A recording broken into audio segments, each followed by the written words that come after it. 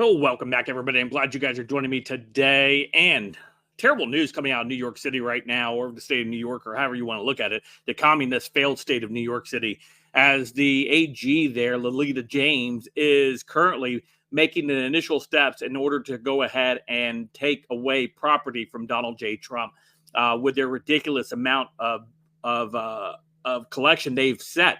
Right, they've violated the Eighth Amendment as far as setting this money that he needs to pay at an unreasonable amount of money. Almost $1 billion is where they set this thing at.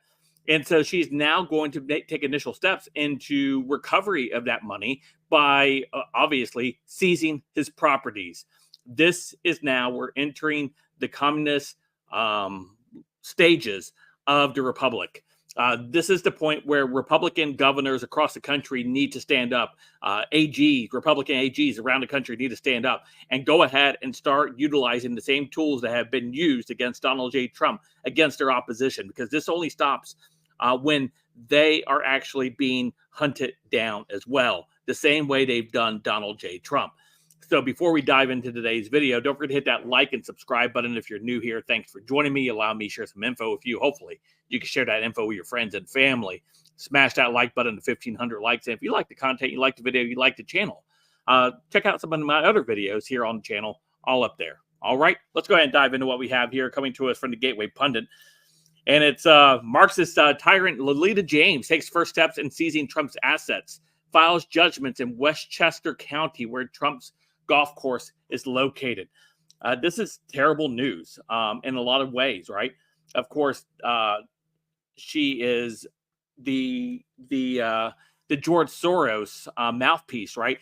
Lolita James took her first steps in seizing Trump's assets on Thursday after his attorney said he was unable to secure a bond to appeal the massive judgment in the NYC fraud case. Remember, the fraud case where there was no victim, but New York City decided to invent a victim in order to try to drain the resources of Donald J. Trump. James filed judgments in Westchester County, where Trump's private estate and golf course is located.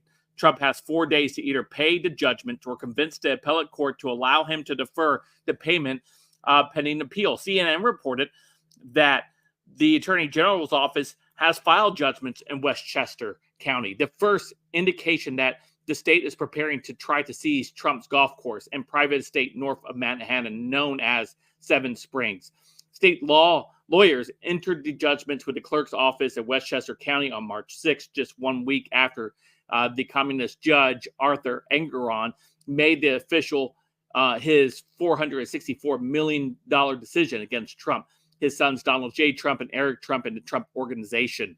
Entering a judgment would be the first step a creditor would take to attempt to recover property. Additional steps, such as putting liens on assets or moving to foreclose on properties or taking other actions in court, would follow if the assets are going to be seized. The judgment is already entered in New York City, where Trump's properties include Trump Tower, his penthouse at Trump Tower, 40 Wall Street, his hotel abutting Central Park, and numerous apartment buildings are located. Of course, this is outrageous, what we are seeing happen right now to President Trump. There's a gentleman that I love following over on Twitter, Middle MAGA Osiris. He says, "We are in denial if we think this is salvageable. Notice, not one governor has made any threats over this, such as leaving the union, denying commerce, sanctions, legal action, etc." He's absolutely right. This is dangerous territory where we are heading right now, and no one is standing up to say a word. It is quite telling. We see this is going to be taking place around the country. Nobody in Congress has stand up yet. The Speaker of the House, nobody in the Senate.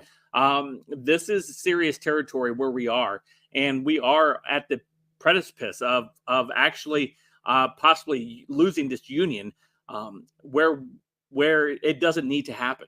However, we've gone so far apart, and national divorce should be on the table, because I don't think we can continue to coexist as a nation if we are so different all the time, everywhere. It would be a lot better than a hot war. Let me know what you guys think in the comments down below. Of course, you guys can follow me on all my social media, all linked in the description down below. Don't forget to hit that like and subscribe button. And until next time, I'll see you guys later. Have a great day.